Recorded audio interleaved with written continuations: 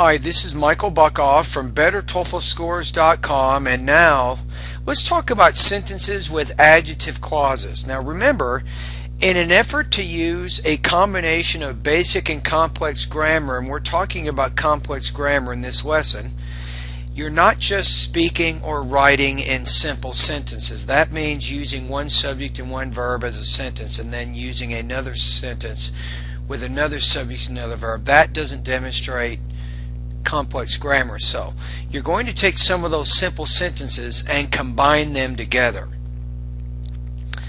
And that's what an adjective clause is.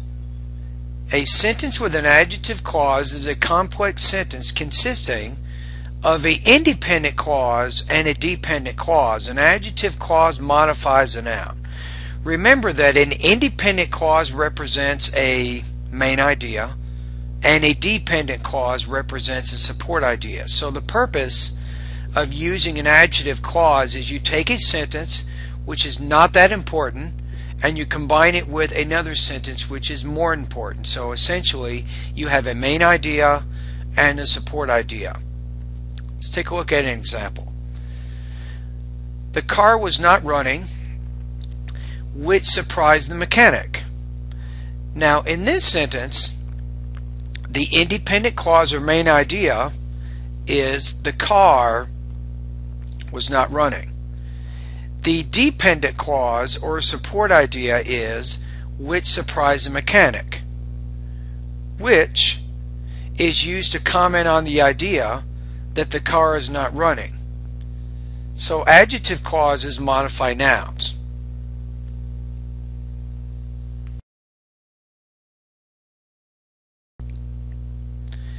Let's take a look at some various types of commonly used adjective clause connectors. Some of these I think you're using and others you're probably not using as much as you could.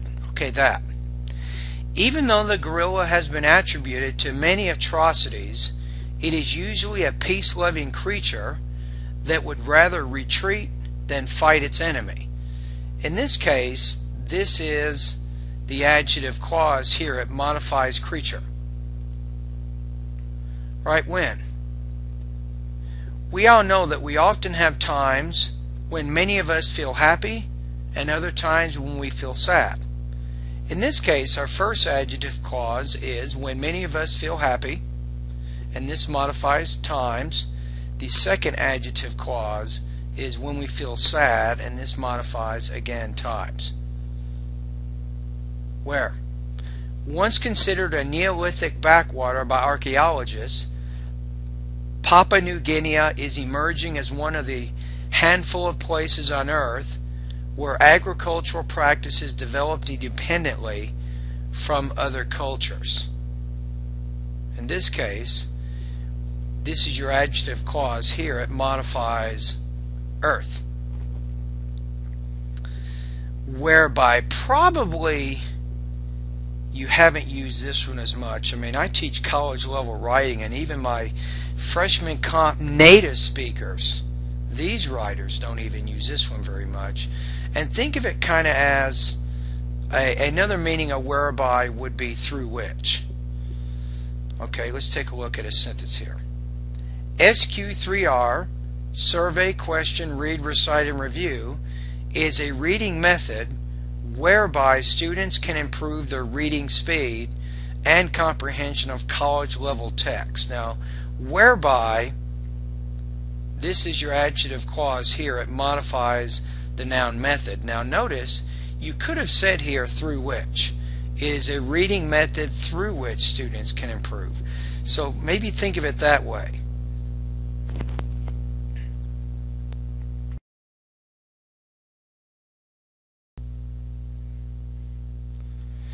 Which.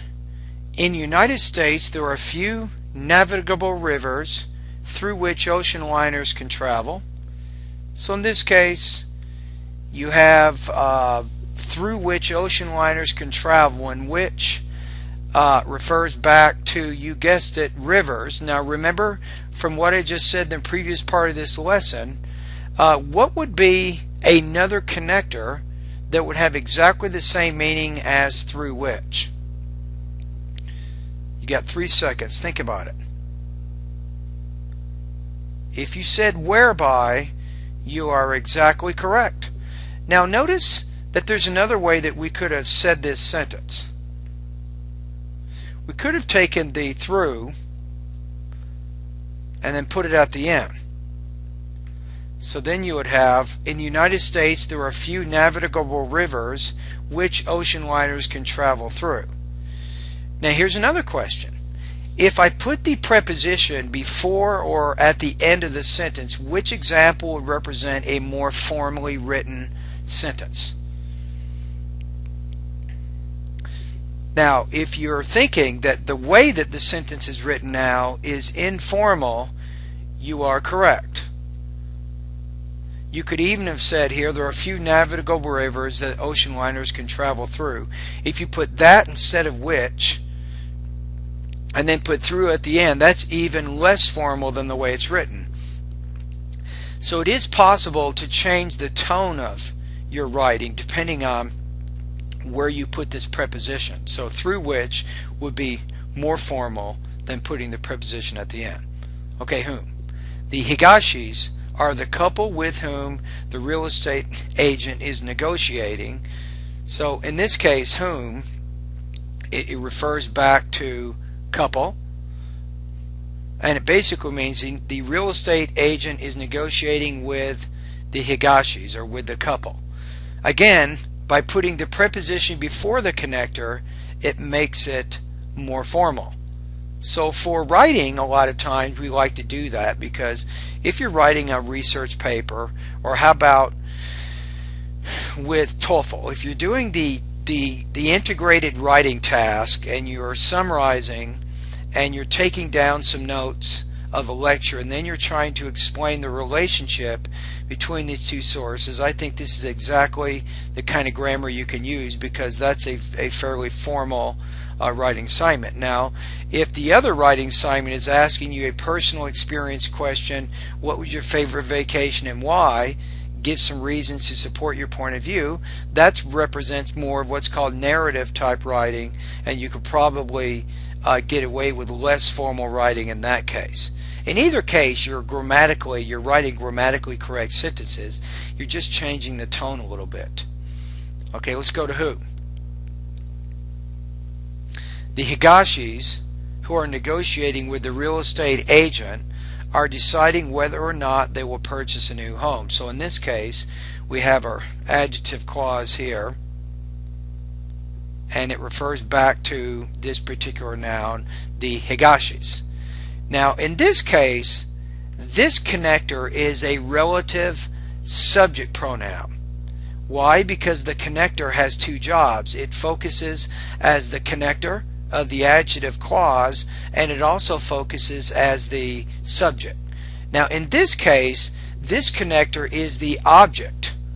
The subject in the adjective clause is the real estate agent. So here, this connector has only one job, and this connector here actually has two jobs. So you might want to think of whom as an object pronoun. For example, if you have the word they and them.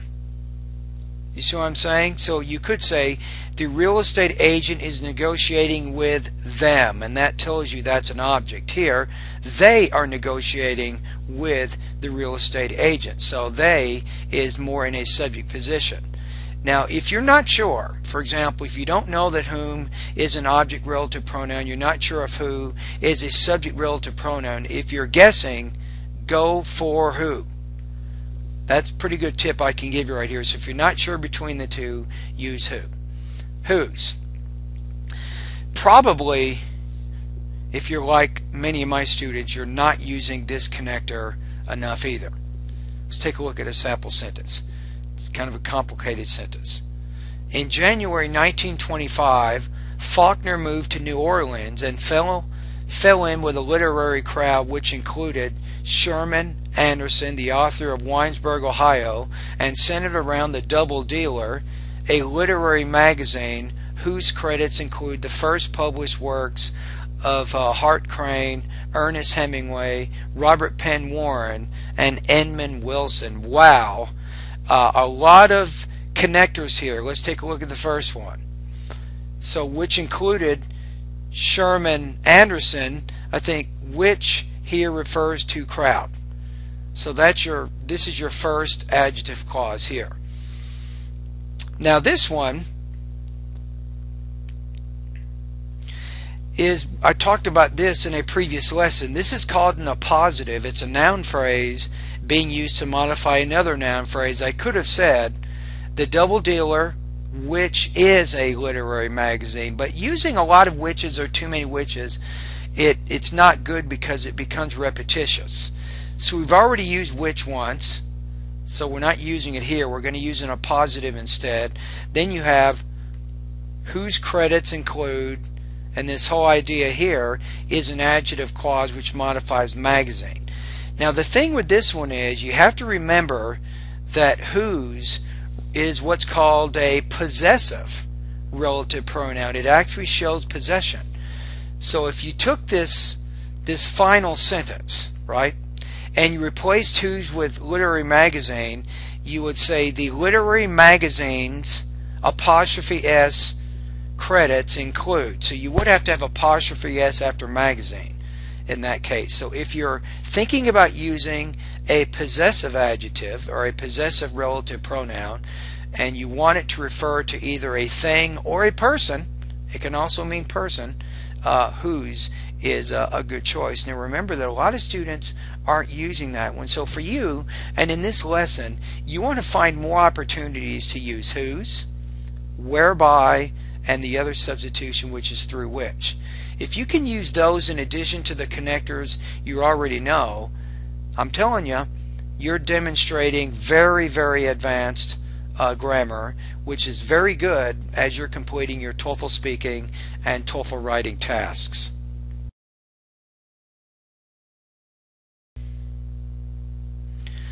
Whom and who are used to refer to people, which is used to refer to things, and that is used to refer to people and things. But be careful.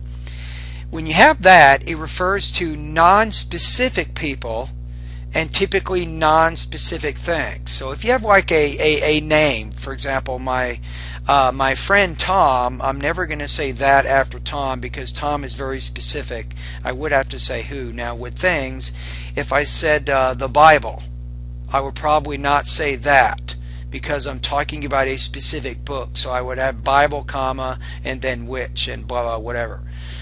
Okay, let's go to the next part. Now, these connectors may double as a subject of the dependent clause, or there may be a subject following the connector.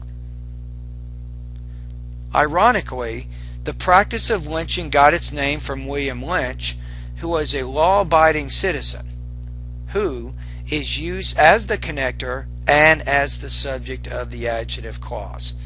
So it has two jobs. This is the woman about whom I told Salah.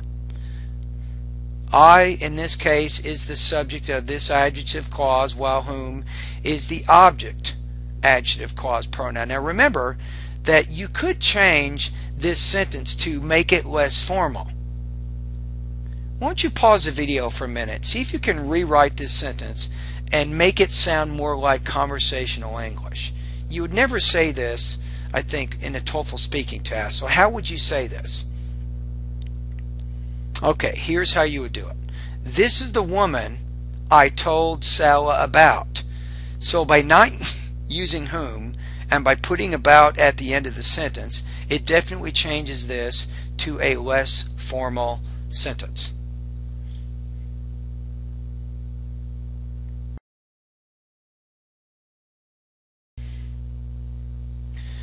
Now, to help you make fewer errors on your TOEFL speaking and TOEFL writing, you probably should remember this. I'd write it down if I were you.